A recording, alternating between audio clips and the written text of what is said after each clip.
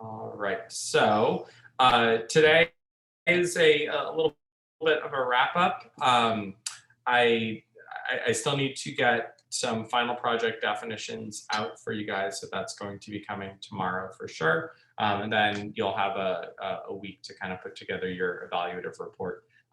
If for those who I think the current project as it's written on Moodle makes sense for, that's not going to change for you guys.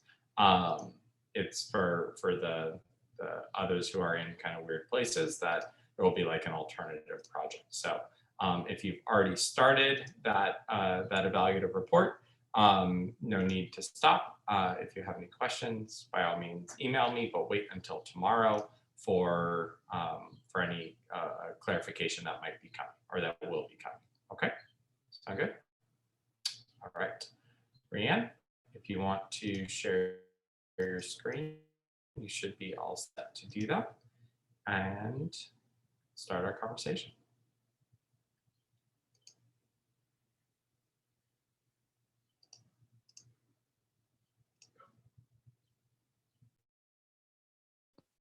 So I thought we had to do a present on a good graph and a bad graph. So is that okay? Oh, okay, cool. Yes. That's what I got. All right. Share screen. This one. All righty. Ooh, can y'all see it? Looks good. Okay. So I have a good graph and a bad graph. We're gonna go over the bad graph first because I like to get the bad news out of the way first. Okay, so this is my bad graph. So with our learner, I wanted to do a return toys program. And so for that, like she's starting to be more involved in group activities, and in those group activities, like we do a lot of transitioning where, learners will just trade in toys and take turns and stuff. And she was having a little bit of difficulty with that. So I went ahead and was like, well, let's put a program and let's start working on it. And so this is my probe. As you can see, we have 0 correct responses, and that should have been a prompt to me. I don't know why it wasn't at the jump, but for my first STO, decided to do differential reinforcement without a correction procedure. And as you can see, that was not well received. We have very low levels of correct responding, and we actually got to 0 levels of correct responding. And for those of you that are in ABA and stuff, as you know, like when you get to 0 levels of correct responding, you can make the decision to go ahead and step in with a new tactic. And that kind of gives you an idea of like whatever you've got put in place as your tactic is not effective enough to change the learner's behavior. So I went ahead and changed up the tactic, and now we're doing there we go, sorry. It's a 0-second time delay with a full physical, where I provide the learner with an edible when they trade in the toy back to me. And if they want that toy, they can also man for it, because our learner does do a coax and things like that. So like say like I was having them trade in like an take turns with an Elmo, and obviously they wanted the Elmo and they're looking at it and they're very engaged for it and stuff. I would give them the coax to man for it if they did the 0-second time delay with the full physical without the emissions of BOCs. That's the only time they would really get like a minus. So that would be my new tactic. We're currently trying that one out a little bit. It's kind of new. That's why I don't have data on that one right now. Where with her anyways, we're doing escape extinction. And for you guys that know about that, sometimes you can kind of get your learn units there a little bit far and in between. So we're slowly working on it, but that's currently her new tactic.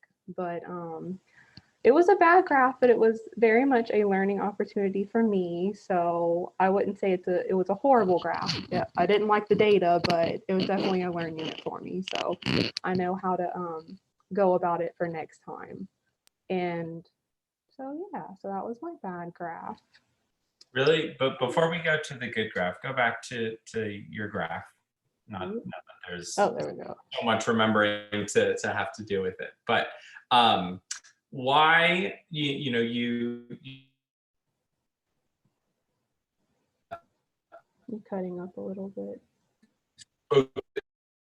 was and correct decision. The tactic was correct. Am I there? Am I breaking up? Okay, now I can hear you. Try again. There we go. Yeah, I got the internet unstable prompt. So you spoke to the fact that this was not the correct choice for a tactic, and your rationale was that you had a zero response in the probe. So talk through why differential reinforcement was not the right, talk through that thought process. Why do you now know, especially looking back, that differential reinforcement was not the right tactic given a zero response in the probe? I totally agree with it, but I want to hear that rationale. Okay. So whenever I got the probe for the zero correct responses and stuff, I should have initially looked at that as like, okay, this kid has no idea. They have no instructional history with returning the toy of any kind. And the big basis for differential reinforcement anyways is like usually you have somewhat of that skill in repertoire. And if you don't have that skill in your repertoire, you can't really build off of it. So when you ever use differential reinforcement, you really have to make sure it's provided on a very stringent schedule. That way it can be effective, and it just was not. So awesome. No, that's perfect. That was exactly what the way that I was hoping you would say it.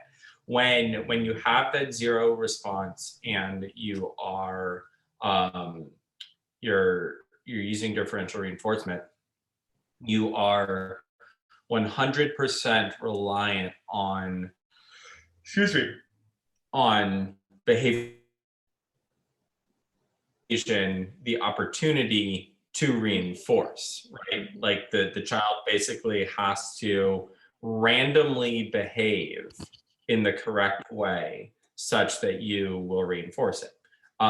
So absolutely, and I think the choice of the 0-second time delay, it's not the only tactic that could work, but it's definitely a tactic to immediately increase the probability of the response because you have a 0-second time delay, occasioning reinforcement, and then once you have some reliability of responding, you switch to your effectively a differential reinforcement procedure, which is could just be learning this at that point. But good, all right, awesome. yeah, and actually with that, I was kind of happy. Like once I figured out like what I did wrong, I was super happy. Like I didn't put a correction procedure in because had I been forcing her to give me that toy and stuff, I would have gotten VOCs. Would have been a whole thing. So yeah. The instruction itself probably could have become adversive for them. So what if sorry, I know you guys know me. This is typical. How could we have, or I'll just go straight to it. If we had differential reinforcement with a correction procedure, is there anything that we could have done in that paradigm to occasion responding? without using a prompt? Without using a prompt, but using a correction procedure.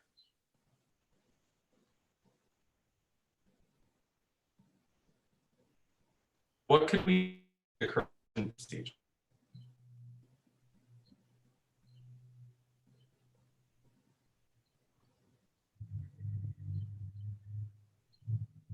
This is open to anybody, not just Rhiannon. Okay. If we have a zero responding client for any particular behavior, and we want to use differential reinforcement, but we say we're going to use a correction procedure. Rhiannon, I think your analysis that if they aren't emitting the behavior and we put a correction procedure in, we're likely to see skyrocketing behavior. So how can we put a correction procedure in and avoid that behavior. It's very similar to a 0-second time delay. Would it be providing reinforcement for tolerating the correction procedure? Or for just during the correction procedure. So we give the correction, we give them an independent response, and we reinforce that. Absolutely. Oh, okay. Okay. Kind of you end up one of the mechanisms that I like, or one of the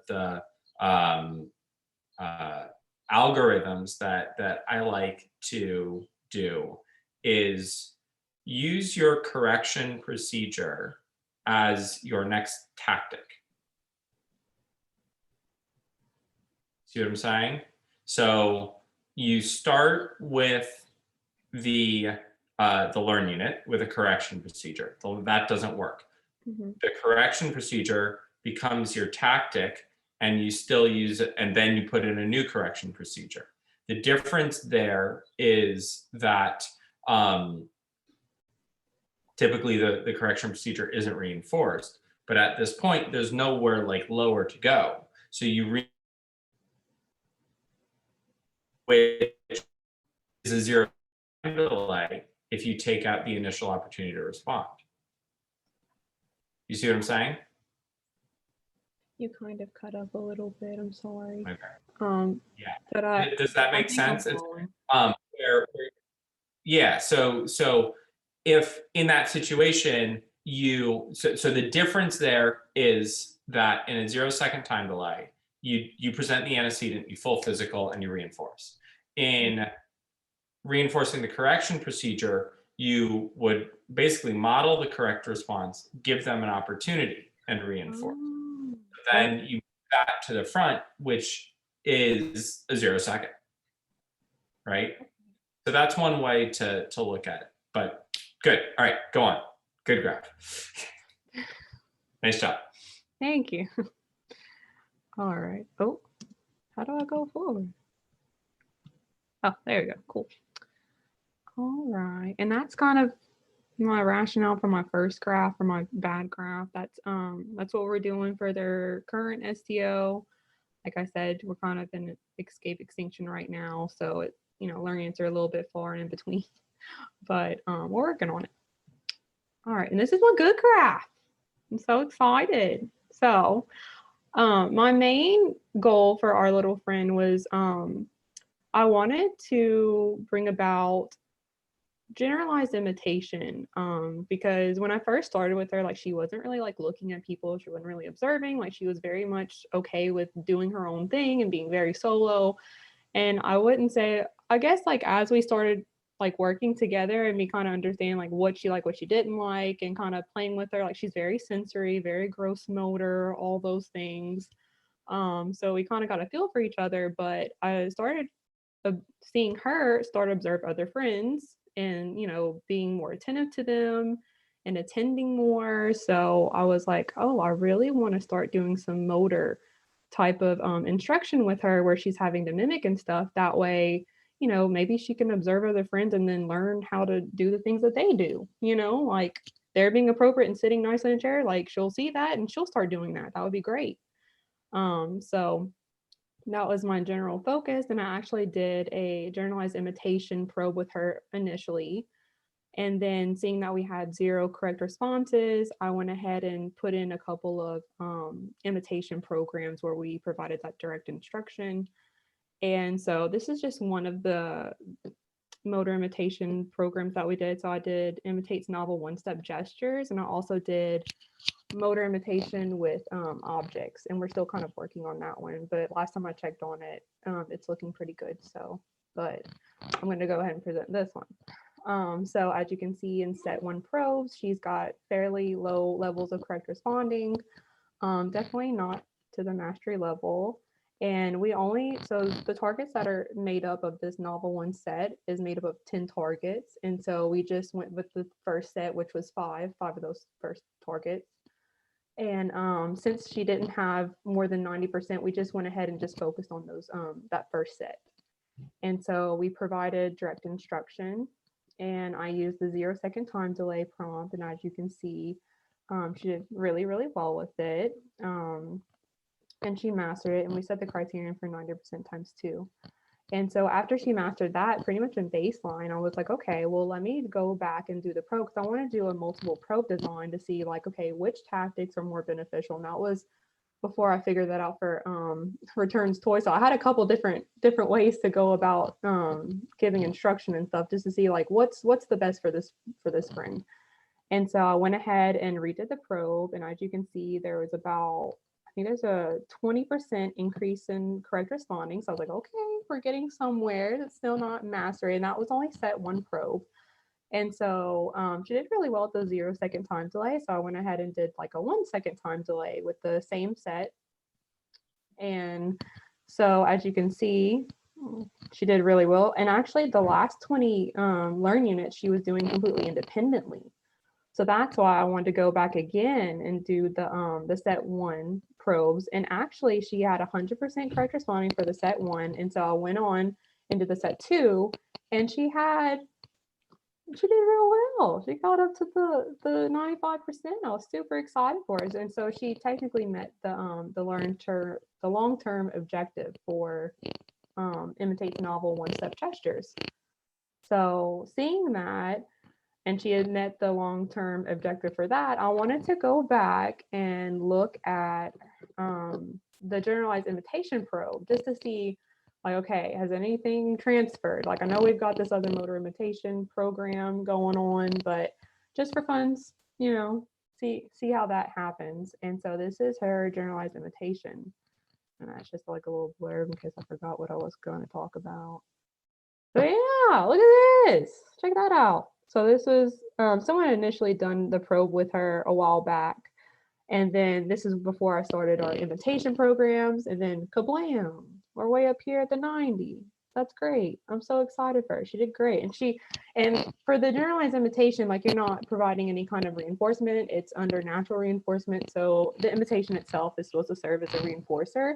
And like I did the probe with her, I did actually, there's kind of a split between me and another technician, because we're in between transitioning from different kiddos and stuff, because I'm working with someone else now.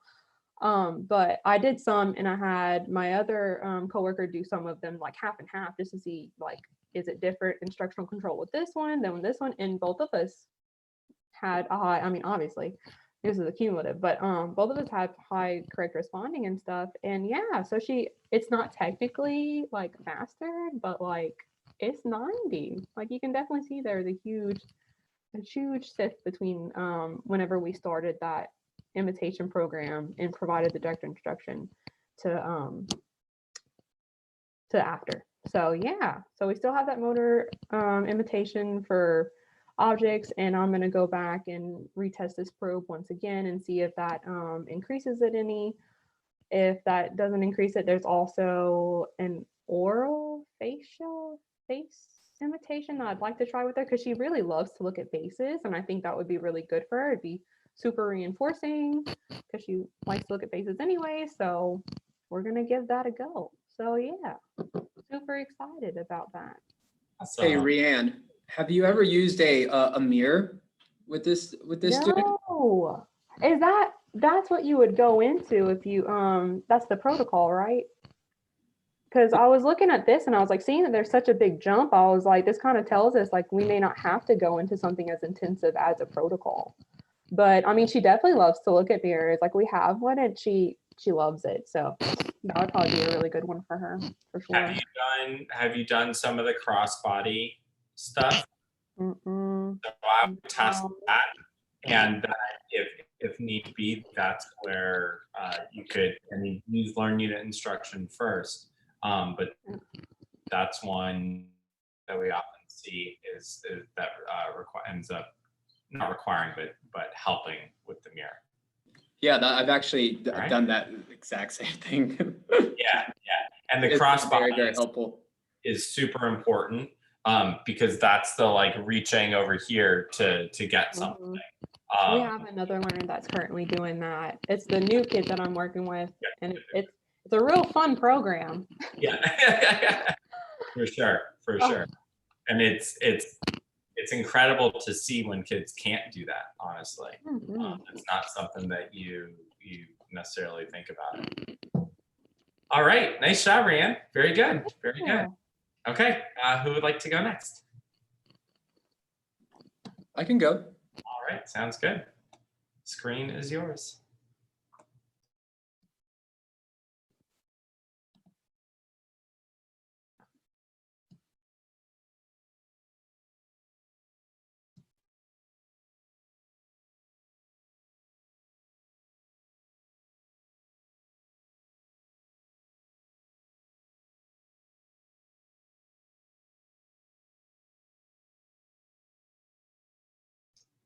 Got it.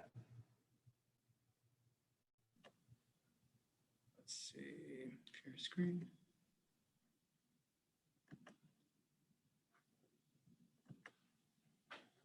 Can everyone see my screen? Okay. Yep. Guys, mine is, I'm sorry, mine's a little bit beefier. It's just because of just like the nature of my setting and kind of where I'm at. So bear with me. But I'll be able to do that. Go through it pretty fast. Can everyone see? Can you hear me? Okay, perfect. So today I'm just going to be presenting some of the graphs that I created for my student. So kind of just give a brief description. I think it's important to kind of talk a little bit about the student and kind of give you guys an overall view of like what who I'm working with and who I was working with for ESY, which stands for Extended School Year in the public school setting. So this is just a participant. This is a 4-year-old student that is diagnosed with autism spectrum disorder. So in addition to receiving special education services, she also receives occupational therapy and occupational and speech therapy. She's member of the general education classroom. Our school does all its inclusion. And so she is a preschooler transitioning into kindergarten. She functions at the pre-verbal foundations of verbal development. I kind of just want to show you guys a little bit about the setting. This is conducted approximately 65 miles from a large metropolitan city in the state of Louisiana. What you see on your left-hand side is kind of where all of the instruction occurs here at this table. We also have, so the classroom was redesigned this summer. I redesigned it and because I wanted to make it more functional. And so what you see on your right-hand side is my media center. So we have an Xbox, things like that children can earn, and some instruction is also done here on this smart board. We also have on your left-hand side some imaginative play area where some of our students are able to play there. And then on the right-hand side is usually for focusing. I focus it with my older children, some self-help skills, such as teaching them how to tie shoes, tie button and fasten and unfasten buttons, things of that nature, how to fold clothes, kind of just equip them with some of those skills. So the LCAR screenings that I conducted the preference/reinforcer screening along with observe and response screenings. I didn't conduct the instructional readiness screening. That was primarily because I've worked with the student already. And so obviously the student is under instructional control. So kind of here are the things that all of the results from the LCAR screenings. The one here on the top is obviously the reinforcer screening. And then down at below are the observe and response screenings. Okay, so the graphs, they're gonna look good. And the reason being is because these are skills that were worked on prior to ESY. So the child qualified for ESY, there's many criterions for qualifying for extended school year. And one of them is if the student is on the verge of like, he or she is doing very well. And if they don't continue school, then we are afraid that the skill may be lost. And so that's one of the criterions for extended school year. And so this individual qualified. And so what I did for this project was I focused on all of her academic IEP goals that were put in place for her. And so they're all going to have met, 3 of the 4 have met criterion over the summer. And I just want to show those to you guys. So one of them is identifying numbers, 1 through 20. So the graph on your left-hand side, you'll see is the number, being able to identify numbers 1 through 10, and then the one on the right-hand side is 11 through 20. And as you notice, they meet criterion across those 4 out of 5 trials with over 80%. The next one is another one is identifying basic shapes. Once again, these are goals that align with the preschool curriculum. So children transitioning into kindergarten must have these skills in repertoire prior to entering, right? And so these are matching basic shapes. And then here are the one on the right-hand side is, we're still working on that one right now, is being able to identify the basic shape. So it's basically hold up the shape and ask her, what shape is this? And the student responds, triangle, square, rectangle. And so it's really interesting because I first started teaching matching, and then obviously the acquisition of just the speaker component naturally arose. I mean, that supported in the literature, right? I mean, when we talk about like MEI, for example, sometimes some students don't necessarily you don't necessarily have to teach all the children all the different response topographies. You can teach them one, and sometimes the other ones just naturally arise, right? And this is a prime example of that. Other one is identifying matching colors. And so now, interestingly, the student can actually tag every single color that is listed here just through teaching her how to match. And so it's been very, very awesome to see that. And she just tags the colors in the natural environment. So she'll see a green chair. She says green or red, purple. And so it's been very, very wonderful to see that. This is the fourth one. This is a goal that we're currently working on, is the student being able to match numbers to specific quantities. If you look at the probe data is showing that the student did not have the skill in rep. And so I made a decision. So I taught that as a learn unit here. And obviously I made a decision after the third data path, right? 1, 2, 3, because it's showing no trend. Graph is going nowhere. And so one of the things that I did for STOB is, one of the things I was thinking is, wow, what if the child can't even row count the bears that I'm putting on in front of her, right? Because what she was doing in STOA is I would put the bears in front of her and I would tell her match, and I would give her a field size of three different numbers, 2D print stimuli. It's either 5, 2, and 1. And I would put, let's say, like 5 bears in front of her, and I would tell her match. And so the student would essentially have to select the number and put it in front of the 5 bears, right? And so what I was thinking is that maybe the student doesn't know how to count. So what I did is I removed the field size of 3 of the 2D stimuli. And right now we're working on just counting the bears. So I put the bears in front of her and I'd say count, and then she goes 1, 2, 3, 4, 5. And I was like, great job. That is counting to 5. That is counting. We do have, that is counting the 5 bears because we have 1, 2, 3, 4, and 5. And so what you're seeing here is that she is doing well for STOB. And the idea is to, once she masters that, then hopefully be able to reintroduce that field size of 3, and then of the 2D print stimuli, and then hopefully that skill is able to transfer where she's able to match the specific number to the quantity of objects. That's it. Do any of you all have any questions for me? I'd be more than happy to answer. So, love it. Straightforward. Success. Yeah, super fast. Always good. No, I like that last one in particular, just like looking at like a global prerequisite skill that you can just plug in the hole, and we see that natural success. No, that's perfect. Very good. And so also, although these goals seem very fundamental, once again, we have to understand that the child is only 4 years old. Number one. And number two is just seeing how the acquisition of these specific goals has transferred, right? Now the student, as I mentioned, she does have an articulation. She is being seen for articulation. So she also has a language delay.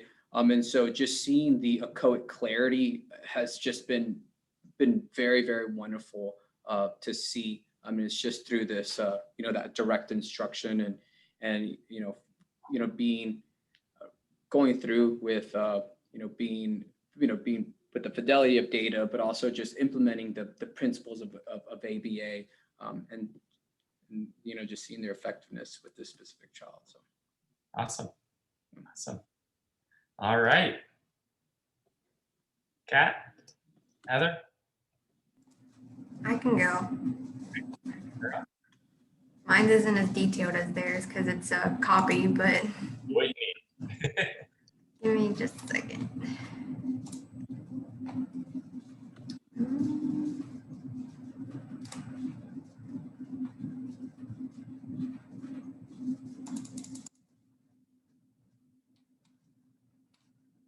Okay, can y'all see that?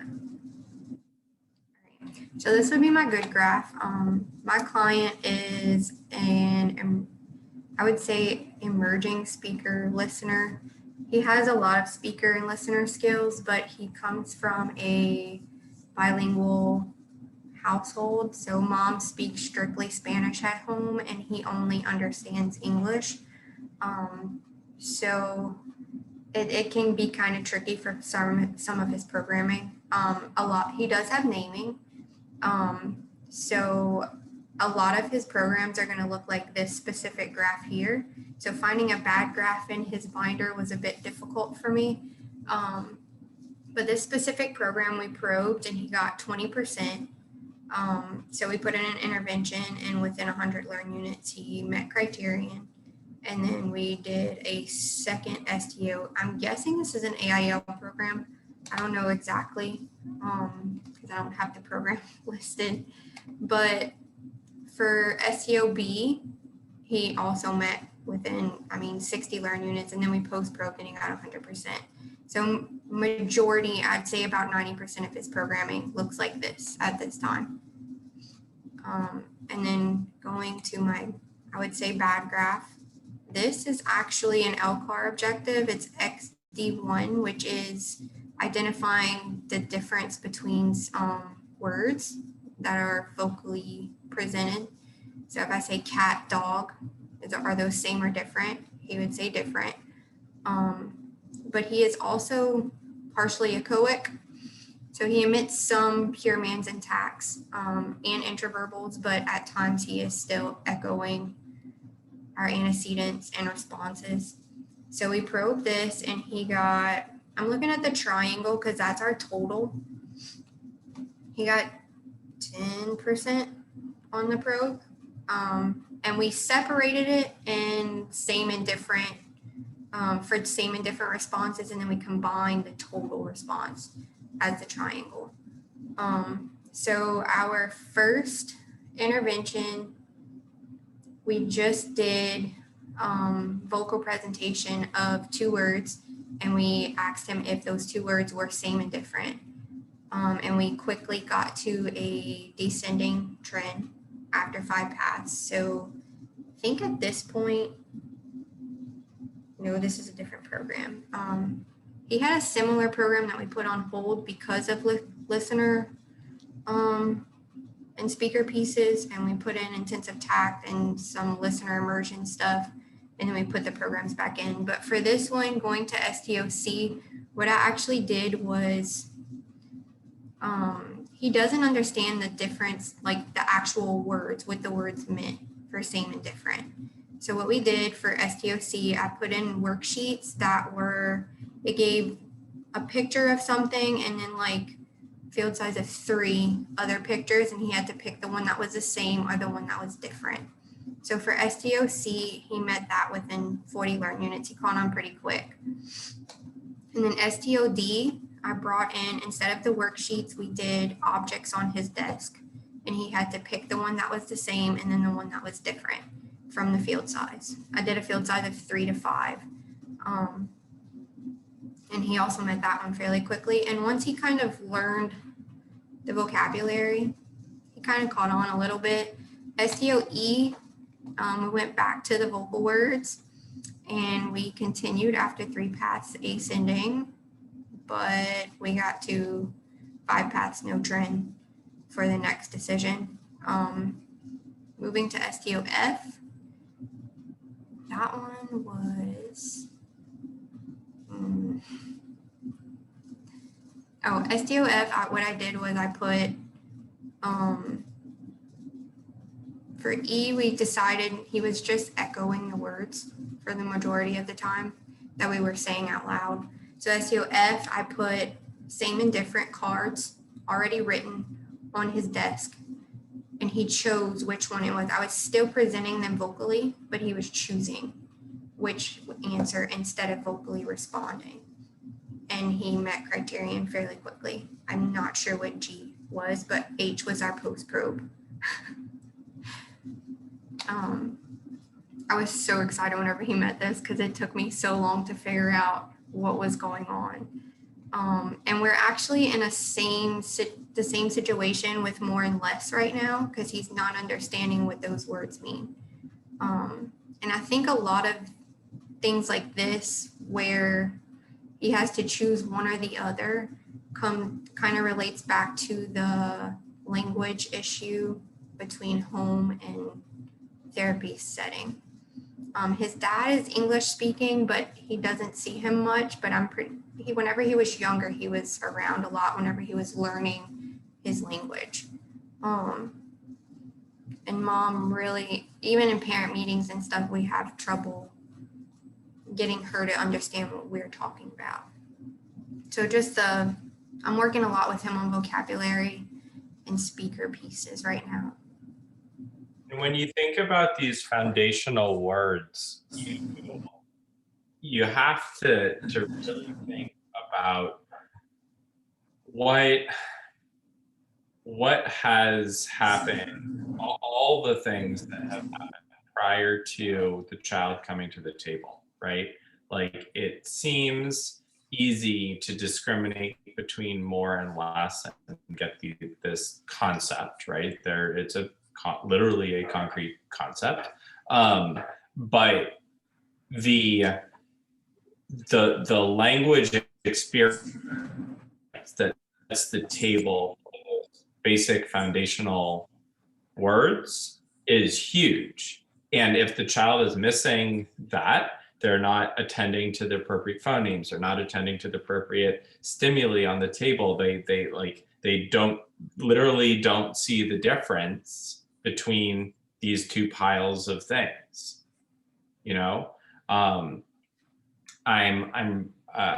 love and I forget what the exact number is. Let me see if I can find it really quick.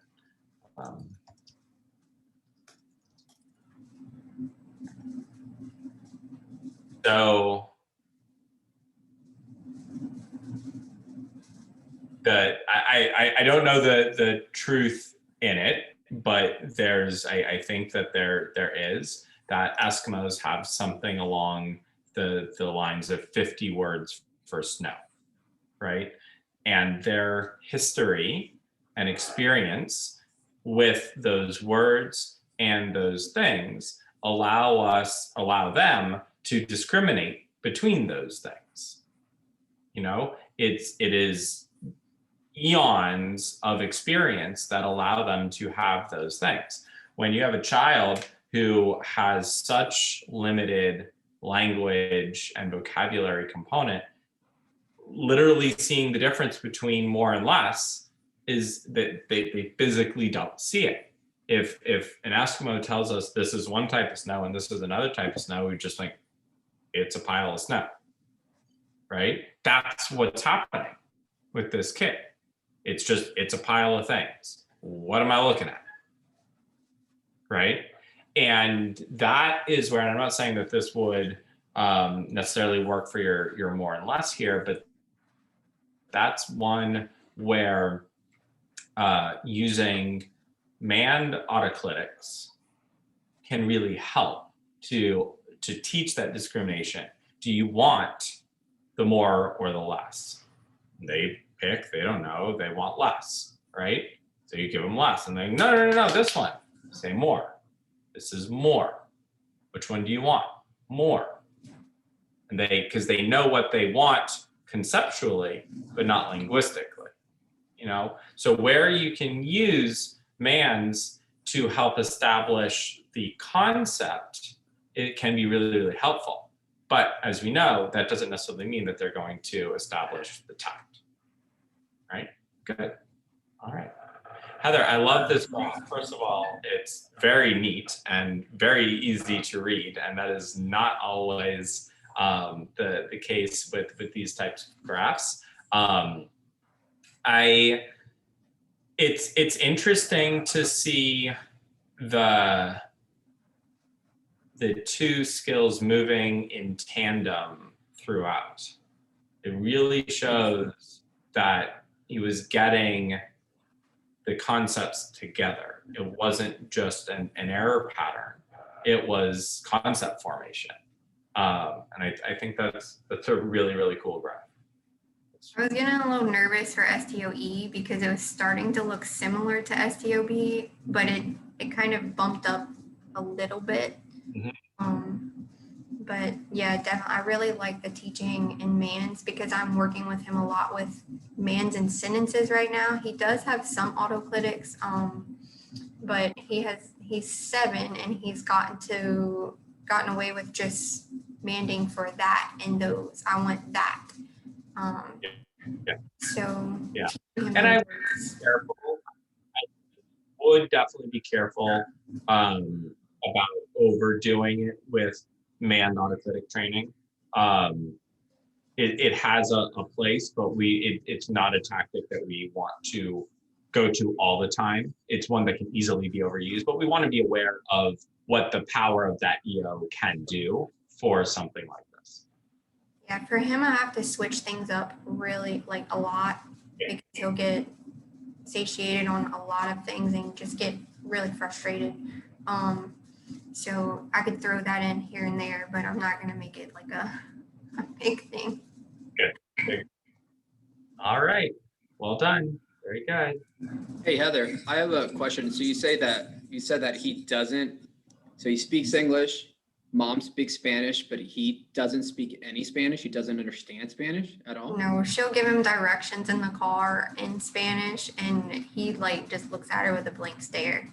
And then she'll give him just a simple word direction in English because she does know some, but she's not fluent. And he follows it right away.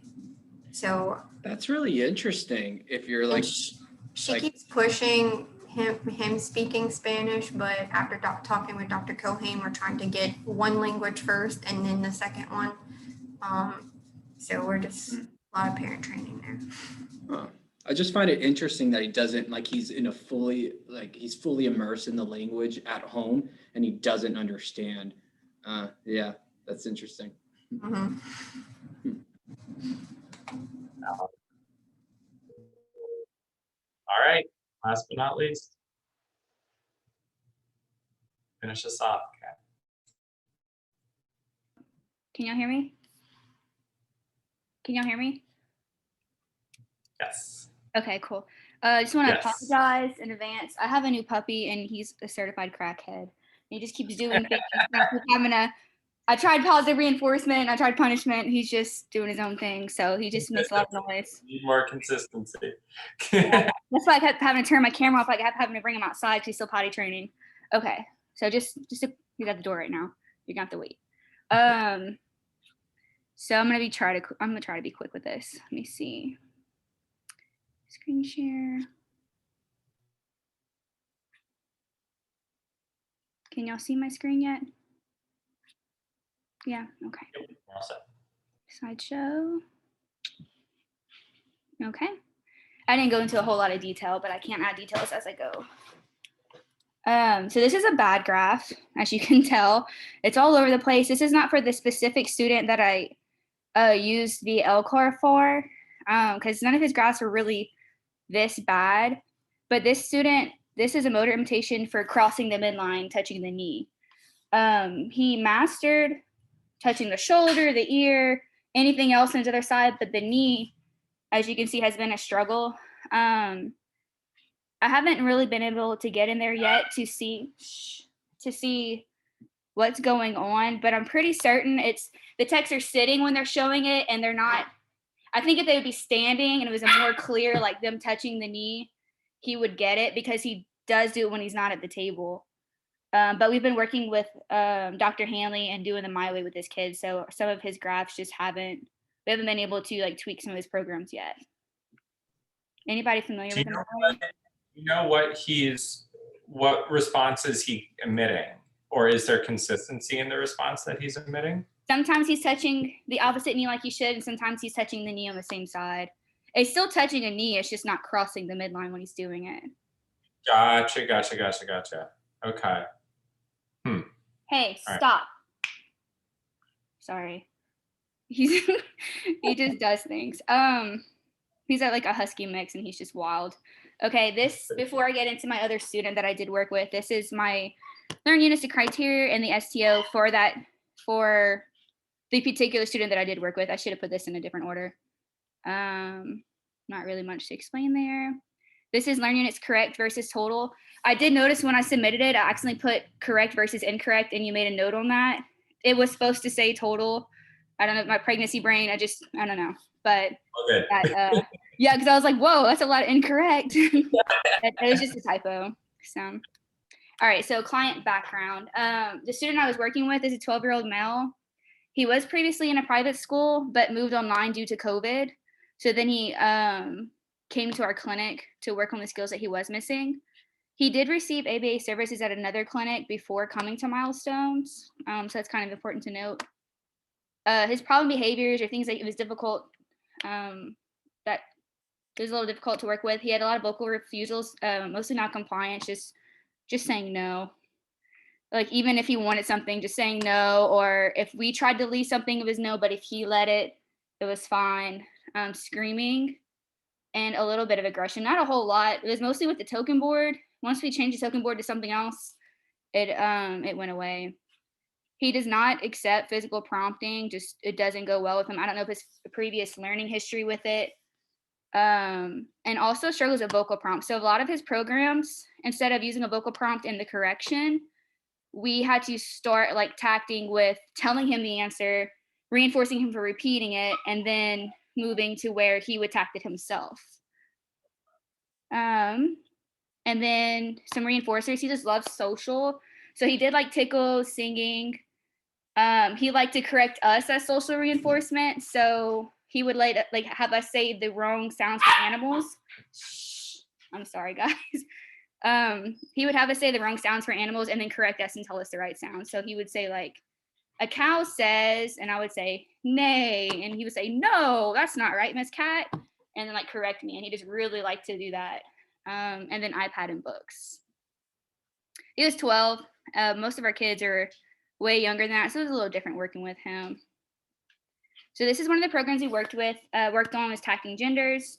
So first we started tacting boy or girl. What we had to start with was saying, it's a boy, and then him repeating it.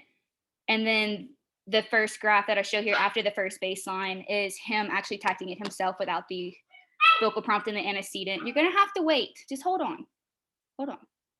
And then after he mastered that, oops, go back up. We moved to tacting the pronoun plus action. He does learn really, really fast. It didn't take a whole lot of learn units for anything, but his attendance just wasn't great sometimes.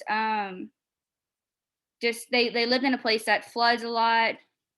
We live closer to Lake Charles, just so y'all know. So like the area that he did live in, if just a little bit of rain was flooding, he wasn't coming. Or if it was just raining, his mom just wouldn't take him.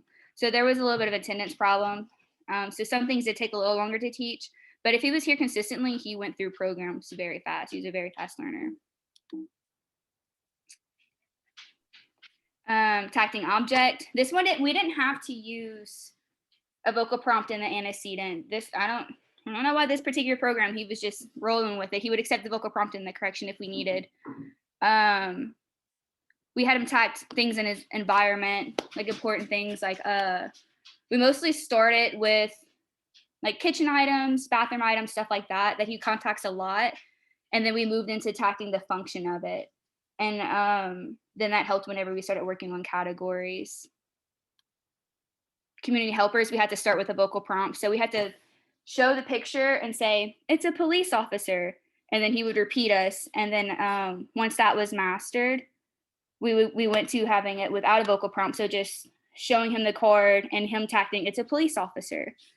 And in our consequence, we just elaborated a lot, which usually he would learn from the elaborations for the functions, if that makes sense. I'm not really good at explaining things. But we're like, yeah, a police officer helps you when you're in trouble. And then whenever he went to teach functions, he did have some of them. The graph isn't great at the end here. We actually had hand, foot, and mouth go through our clinic and wiped out half our kids. Yeah, it spread really fast. And I think he had the worst of it. And then, so he was out for like 2 weeks. And then mom was like, well, he's going to go back to school this year. So he's no longer in the clinic. So I didn't get to finish these graphs, but this is what we have. It was a really weird thing. And then this one is attributes. This one was really fun to work with. So first we started the rec ID. So we would have like a big ball and a little ball. We would switch 2D and 3D items. So he would generalize it. So we have like a big ball and a little ball. And we'd tell him, show me the big one or show me the little one, vice versa. He learned that fairly quickly. And then we moved on to tacting it. So the antecedent for that, we would show him an item and we say, this is and he would say like a wet paper towel or a dry paper towel. And he did master that before, and we didn't get to move on to the next objective from there. So my last one, I think I missed a graph. Okay, never mind. And then we worked on prepositions too. This one took a little longer to teach some of the things. We started with Rec ID for that as well. So we would tell him, like, we had a box with a lid, and we tell him put the ball inside the box, put the ball on top of the box, etc. And then once he mastered that, we went to tacting. So we had him tact to where the ball was. So like, where is the ball? And he would say on the side of the box or in front of the box, etc. And then we went to tacting with distractions, which we didn't get to finish because he left. But we had like several items near the box or inside the box, and we would ask him where a specific item was, and he would be able to tell us. And that is all of my slides. Awesome. Very, Sorry about the dog. very nice. I can't hear no. you, Dr. Shannon. So you can't hear me? Anyone else hear me? I'm not muted. Nothing, Kat? Hello, hello, hello. Hi, I can hear you now.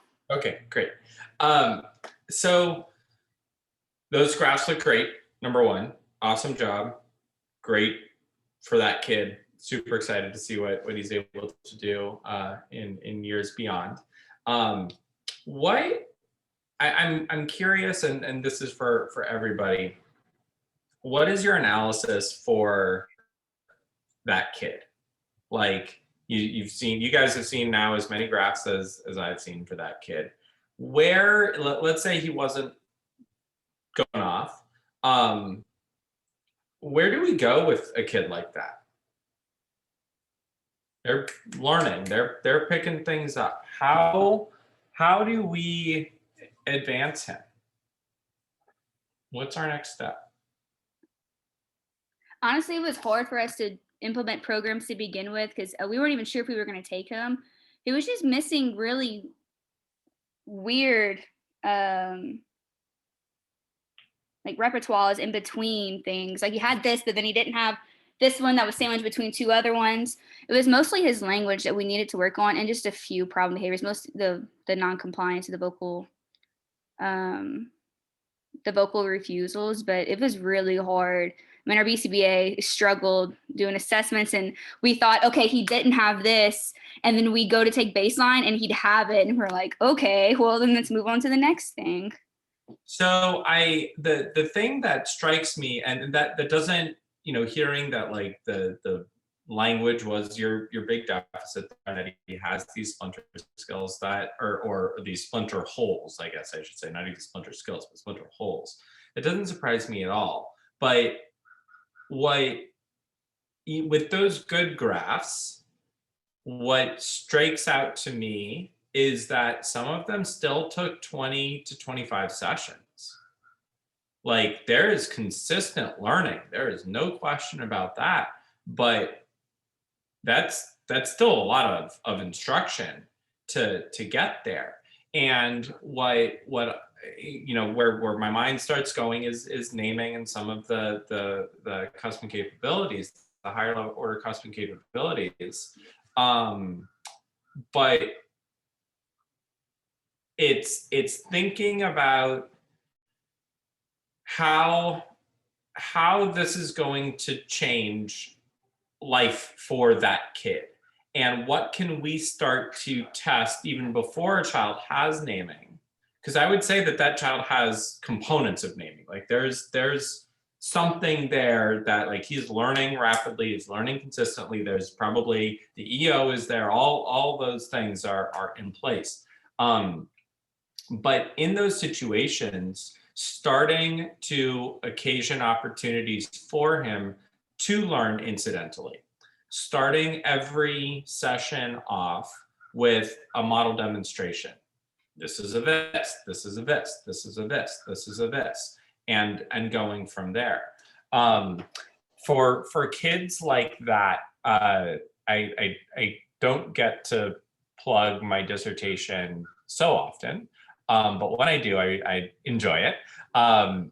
Having kids, in the absence of the stimuli, tell you the names of the things that they're learning. Right? So if you're learning community helpers, you sit down and before you show them the things, tell me the names of the things that we're learning today. Fireman, policeman, mailman, banker, whatever it is. And if you can't do that, practice that independent of practicing the or of your learning units for your for the community helpers. And what we want to start to see is what I think happens is for a kid like that, they learn very quickly, but their speakers on listener behavior is really what is in deficit. They're not saying those things to themselves over and over and over. And what happens, again, I think, is when you don't have that inner monologue, when you don't have that speaker's own listener behavior, then if you're not saying the thing to yourself, then you're not seeing the thing when you say it, meaning you're not tacting it in the absence, meaning you can't practice in the absence of instruction. So you rely on, so I think that one of the things that happens with kids who are just developing naming is it's not that it takes them fewer learn units, it's that they're delivering learn units to themselves because they can say it and see it and see it and say it and say it and see it in the absence of you providing the antecedent and the opportunity, right? So I think that working on some of that speakers and listeners stuff is one way to jumpstart into some of the naming, the possible naming repertoire areas. All right. Mm-hmm. Yeah, he doesn't have like that recall to be able to tell us like what we're learning. So language is his biggest deficit. Like Mom said at home, he wouldn't even man for anything, but at the clinic, he mans all the time, but he would never ask Mom for anything. If he couldn't get it, then he just didn't ask for it. Yeah. Couldn't reached it, he found a way, or he just left it alone. So that was something we were working on too. He was really fun to work with. I'm sad that he's gone. Excuse me. Bless you. Yeah, so there's definitely some deficit there, some EO things, and like it all the picture. You can never take one piece in isolation, right? It's always all the different component parts. But even for the future, just like thinking about ways that we can get all of those components working together and incorporate those into our general instruction. All right. Nice job, guys. Very Would good. you like to see my puppy? Yeah. He's eating my feet. Just give me a second. Come here. Come here, Chris. Come here. Grizzly. Oh my God. He's like a little over 8 weeks old. He's gonna be huge. Oh my God. How big are your paws? Not that big yet, but they're still growing. but he's a little terror. Super fun. Oh, that's beautiful dog. Beautiful dog. All right. All right. Well, some of you, this is it. Some of you have a little portfolio to turn in, and you are off and done. Others of you I will see in the fall and beyond, and everyone else that's watching later. Thank you for your work this summer. I know it's quick. I know this is kind of a weird class in terms of how we structure all the content, but I think that we're able to get a lot out of it. And I really, really appreciated the different experiences that we were able to touch on. I think it's great for the clinic people to hear the school side, and the ed diags to hear the clinic side, and all those different pieces coming together in a much less structured environment. And I like being able to do that in this class. I know it's sometimes harder for you guys when you're like, what the heck am I supposed to be doing right now? But I think you end up being okay with that and still getting a ton out of it. So thank you guys again. I will, tomorrow afternoon, I will be posting those final things. Try to get them in by like next Wednesday. I'm going to try and have everything graded by next Friday. So because I'm going out of town next weekend and I would like to not think about grading. But if you do have any questions, by all means, please let me know. And again, especially for those of you who are graduating, thank you for a wonderful past couple of years. Allison, it's been a while, and I'm so happy to see you on both sides of your journey. So thank you all, and have a great rest of your summer. Take care.